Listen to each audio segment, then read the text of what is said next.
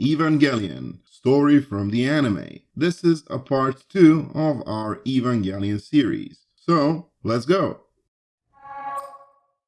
The story begins with Sakiel, the third angel, attacking Tokyo 3. Tokyo 3 is a city made by the Japanese in order to one day become their capital. But before that, to serve as a fortress against incoming angels. We meet Ikari Shinji, who was summoned by his father, Ikari Gendo, to NERV, a military unit that he runs. We also meet Misato Katsuragi, a military officer who is entrusted to bring Shinji to NERV. Inside NERV itself, Shinji meets Ritsuko Akagi, a scientist in charge of the most powerful weapon that mankind has, the Evangelions. And soon Shinji meets his father, in what is now one of the most iconic scenes in all of anime. Here we can see that the relationship between father and son is really bad. Shinji and Gendo haven't met for more than 10 years, and that is because Gendo is a bad father.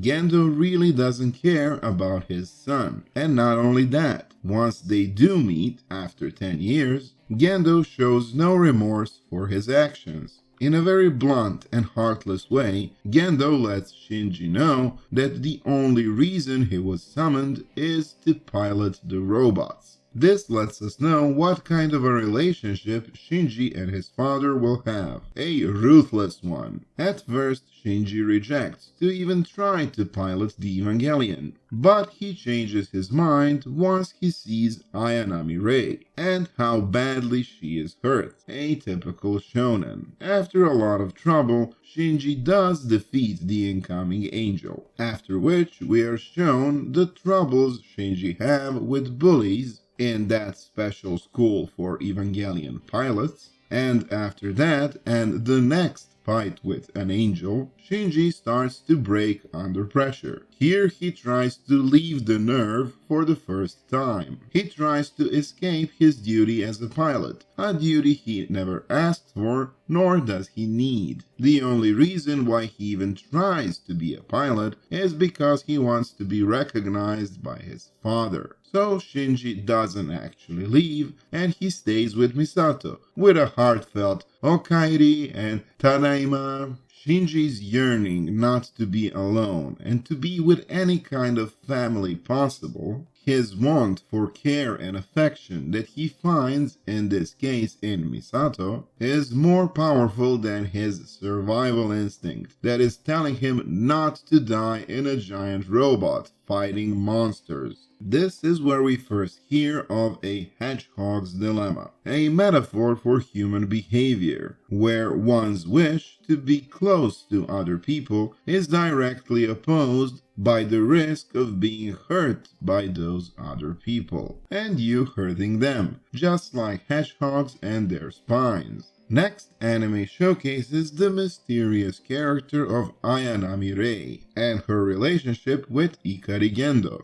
Shinji happens to see an interaction between Rei and his father, both of them acting cordially, happy, smiling, and with a general positive vibe. This scene is especially deep, since we know that Rei is a clone of Yui. What Shinji actually sees is his father talking to a clone of his mother, and this makes Shinji feel rage and envy. On one hand, this is an Oedipus complex, because Shinji subconsciously does know that Rei is a clone of his mother, as is foreshadowed in a scene where Rei is wringing out the cleaning cloth, and also in the scenes where Shinji is bringing Rei the ID card. On the other hand, Shinji is hurt by the fact that his father is ignoring him, but not because he is too busy. No, Gendo is ignoring Shinji because he is a heartless jerk. The next few episodes are all about the angel Ramiel and its attack on NERV. Rei and Shinji must cooperate in order to defeat this angel by using all of energy and all of Japan to break through the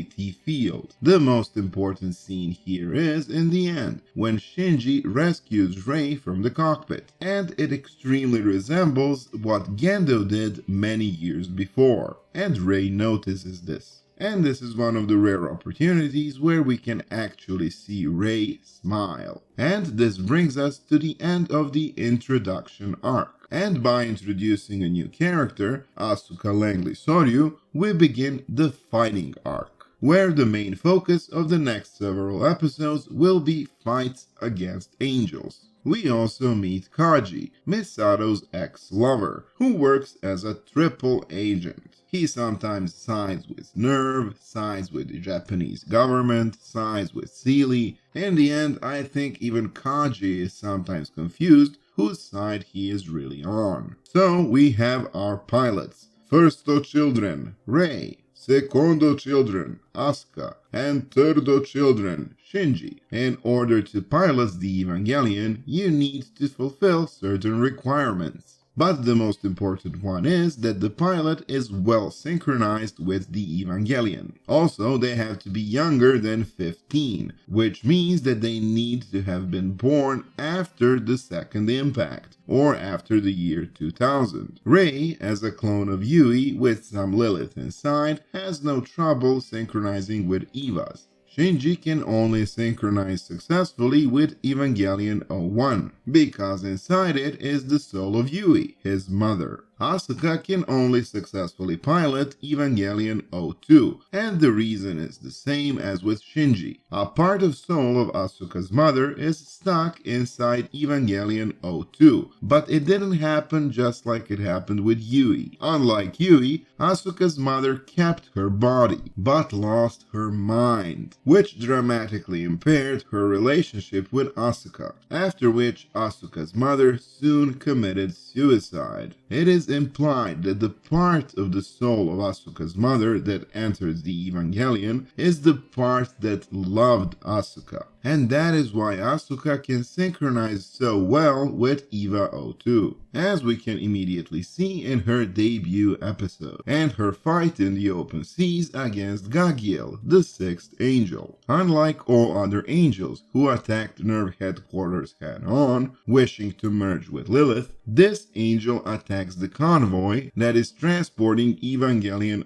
02, because the angel wants to reach Adam, which is also secretly on board. At this point, our fuckboy Kaji has in his possession the embryonic form of Adam, and he hurries to bring it to Gendo. Asuka and Shinji save the day against the angel in one of my favorite action scenes in Evangelion, when the Evangelions jump from one ship to another and fight the angel. After the battle, Asuka moves in with Shinji and Misato, which brings up a new dynamic in Shinji's family life. During the attack of the next angel, Israfel, we can see Asuka and Shinji bond, and they are actually forced to do it because of the dual nature of the angel. Asuka and Shinji must be perfectly synced in order to destroy Israfel, in order to destroy its two cores at the same time. A quite funny and interesting scene is when Asuka and Shinji are in training, and Asuka has troubles synchronizing with Shinji, all the while bitching about it. Because of this, Misato orders Rei to jump in and replace Asuka, which Rei actually does,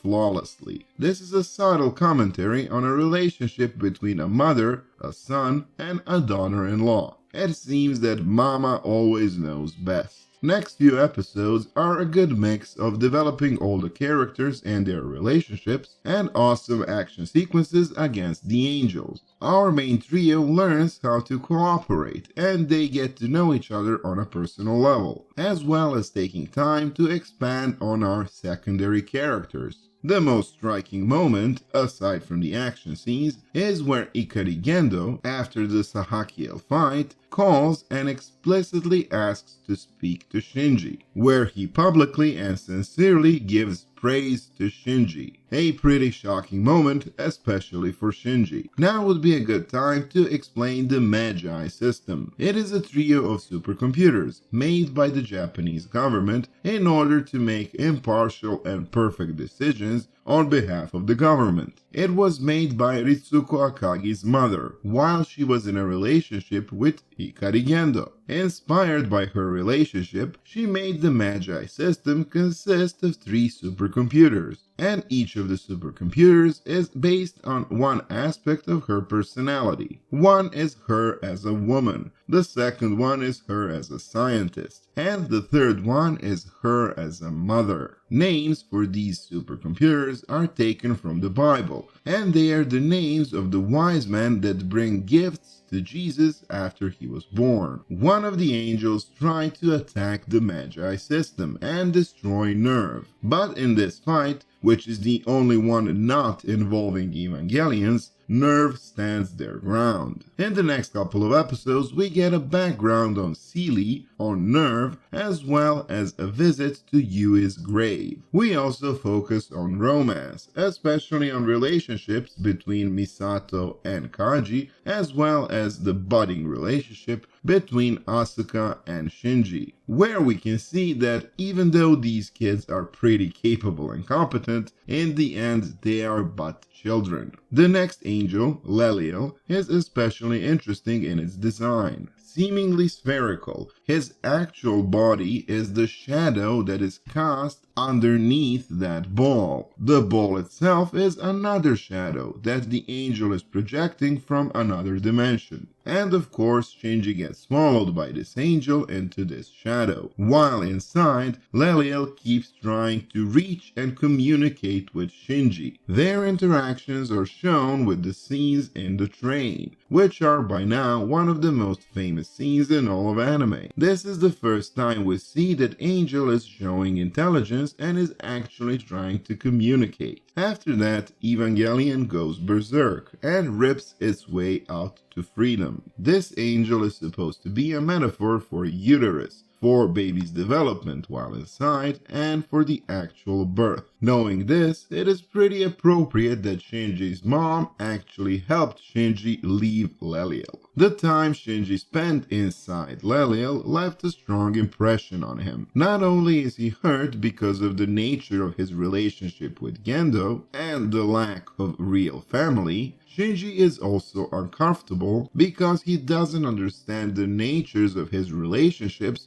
with the 3 women in his life, Misato, Asuka, and Rei. He is pretty frustrated with this, and he cannot understand these relationships because he is still just a kid. All of this comes to a culmination in the next few episodes. Gendo introduces the dummy plug system. It is used to remotely control Evangelions without an actual pilot, just as a safety precaution if something goes wrong. And it will, because we are soon introduced to Forto Children, Toji, a schoolmate of the main trio who is also chosen to be a pilot. As Toji was piloting for the first time, his Evangelion gets infected by Bardiel, the 13th angel, and takes control over his Evangelion. Of course, Shinji is sent out to deal with this situation, but it soon becomes clear that the only way to defeat Bardiel is to destroy the Evangelion while Toji is inside. Shinji, still distressed after his fight with Leliel, simply cannot take any more, and he disobeys orders. He doesn't want to destroy the Evangelion and kill Toji. Unfortunately, Gendo takes control over Shinji's Evangelion and destroys Bardiel and the Evangelion 03, with Toji inside, literally using Shinji's hands to do his dirty work. In the anime, Toji survives, but in the manga adaptation, Toji actually dies, which is, at least for me, a much better and stronger impulse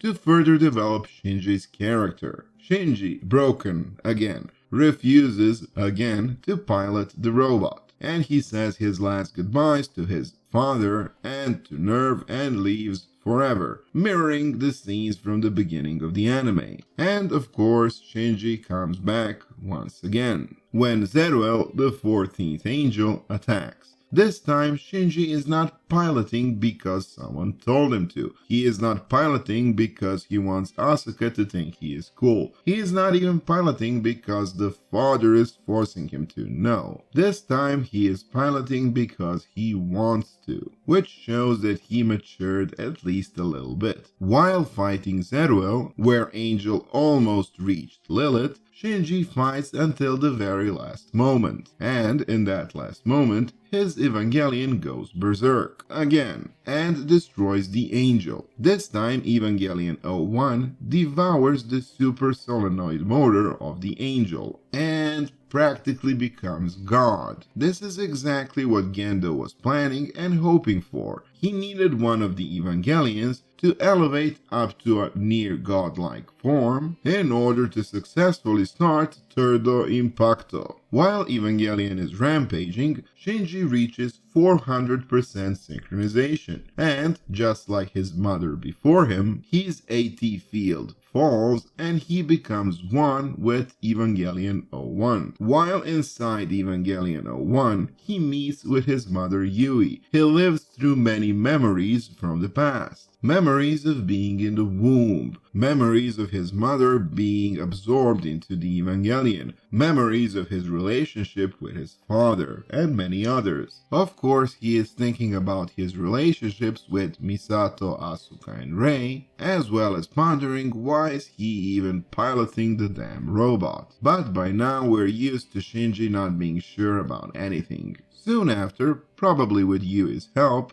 Shinji regains his physical form and is, in a way, reborn again. This is where the 20th episode of the anime ends, and this is a good point to end this video. After this, the final arc of the story starts, where a lot of complicated things happen in a very short amount of time. In our next video, the third one in our Evangelion series, Evangelion, Story of the End, we will go into great detail explaining the events of the last few episodes, as well as explaining the plot of End of Evangelion movie. If you're enjoying this series, don't forget to check out other parts of our Evangelion trilogy. If you enjoyed this video, don't forget to like, share, and subscribe. Follow us on social networks. Check out other videos on the channel. We do a lot of anime content. That's it. See you next time. Bye bye.